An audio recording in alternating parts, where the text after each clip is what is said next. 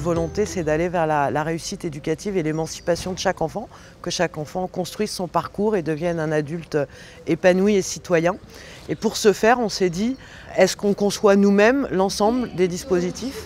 Eh bien non, parce qu'à Nantes, on est attaché au dialogue citoyen et on veut partager avec celles et ceux qui font la vie de tous les jours, et notamment dans le domaine éducatif. Donc on a lancé une démarche autour du 16h après la classe. C'est sans doute là que la ville a le plus de marge de manœuvre pour mettre en place des choses qui permettent de lutter contre les inégalités.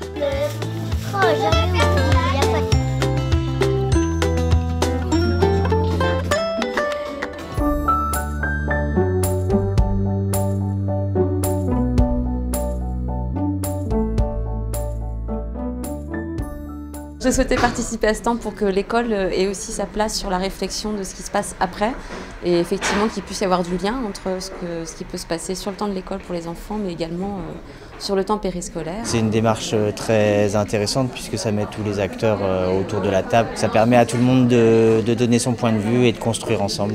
Il faut vraiment qu'on se serve de tous ces avis maintenant pour construire quelque chose d'opérationnel. Les avis divergent, mais en tout cas on a encore une fois un sens commun qui est l'intérêt du gamin.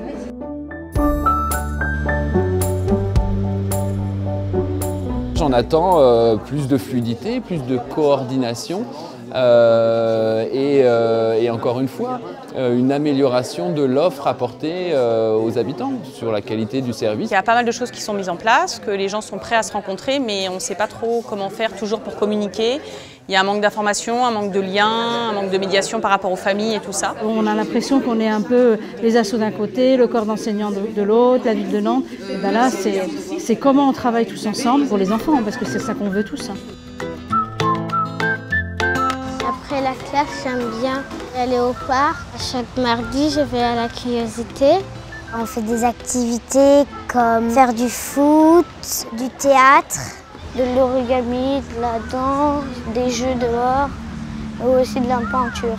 C'est un temps qui va s'organiser en fonction des contraintes des parents. Il y a un certain nombre d'offres qui vont varier en fonction des quartiers. Ça, c'est aussi, il me semble, un des résultats du travail, c'est qu'en fonction de chaque territoire, finalement, on a une offre qui est un peu diversifiée. J'aimerais bien qu'il y ait des activités périscolaires sur la maternelle. Il faut que ce soit un moment de détente.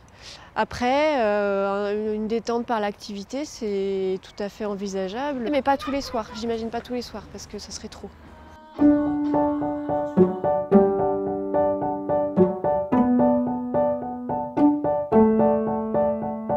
Toutes les contributions récoltées vont nous être remises donc, en juin sous la forme d'un avis citoyen.